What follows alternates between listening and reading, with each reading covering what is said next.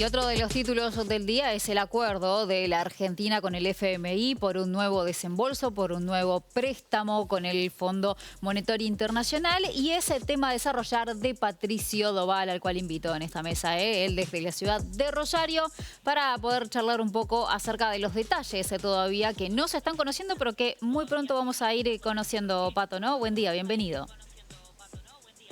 Bueno, una mirada optimista, Day, la que vos exponés respecto de conocer rápidamente los detalles de un acuerdo que al menos a quienes cuentagotas están negociándolo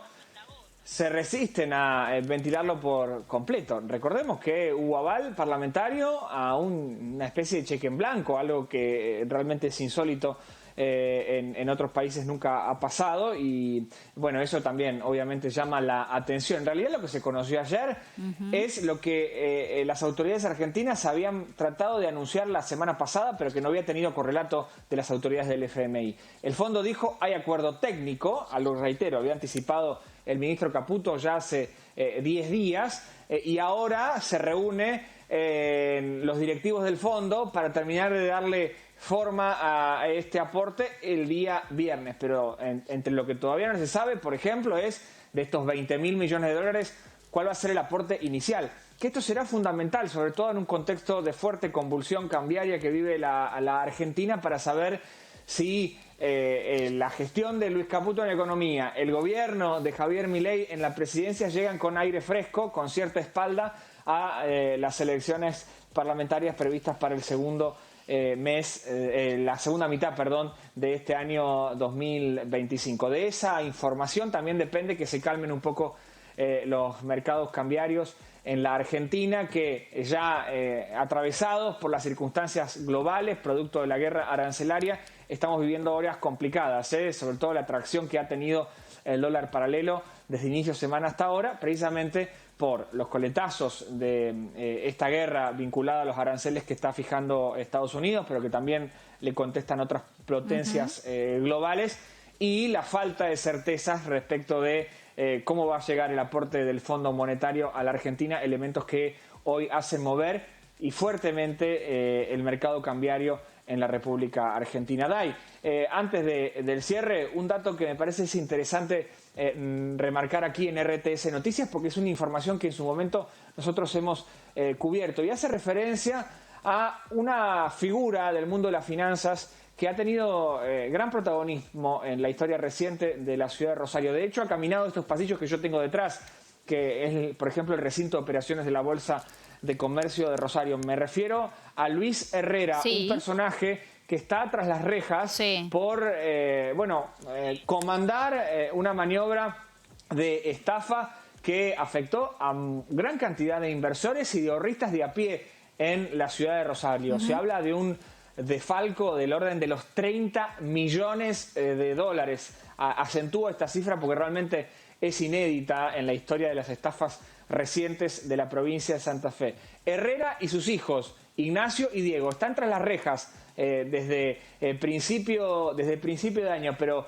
por esfuerzo de su defensa, que recurrieron precisamente esa medida cautelar, desde el viernes se sustanció una audiencia de revisión en el Centro de Justicia Penal que terminó en la mañana de hoy. ¿Qué se revisaba en esa audiencia? Básicamente la posibilidad de que Herrera al menos vuelva a gozar de la prisión domiciliaria, un derecho que se le había dado hasta hasta finales del año pasado. Bueno, lo cierto es que en el marco de esta audiencia de revisión de medida cautelar, que empezó, te decía, el viernes, se extendió por el día lunes, el martes y terminó esta mañana, finalmente le bajaron el pulgar y Luis Herrera, junto a sus hijos Ignacio y Diego Herrera, siguen en prisión. Una maniobra de estafa en donde este personaje ofrecía a mucha gente del vínculo financiero y a otros tantos rosarinos que quizás tenían un excedente en dólares, algunos un puchito, poca plata, otros que le confiaron 10.000 dólares, por ejemplo, o más aún, les ofrecía jugosas tasas de interés por quedarse con ese dinero. Obviamente cuando uno necesitaba esa plata la podía buscar y cobraba los intereses y el capital inicial. Todo ese esquema funcionó durante un importante número de años. Lo cierto es que en un momento hizo eclosión, se trataba de todo plata en negro, ninguna de estas maniobras estaba fiscalizada por ejemplo, la Comisión Nacional de Valores, y este hombre buscó las 1001 vueltas para intentar justificar que no estaba haciendo una maniobra espuria. Por lo pronto, la plata no aparece. Este hombre además está atravesando una quiebra en el fuero civil y comercial, pero bueno, su intento a través de su defensa para quedar en libertad no prosperó y finalmente seguirá bajo el régimen de prisión preventiva hasta que llegue el juicio oral y público. Causa de asociación ilícita, defraudación, lavado de dinero y estafas entre algunas de las maniobras que se van a estar juzgando.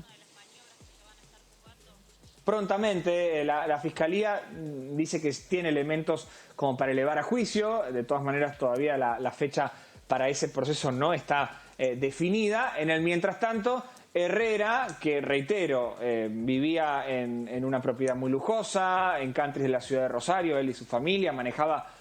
autos importados, muchos de ellos ya rematados por el gobierno de la provincia de Santa Fe, y se manejaba como pez en el agua en estos pasillos de la Bolsa de Comercio de Rosario. Por lo pronto seguirá tras las rejas.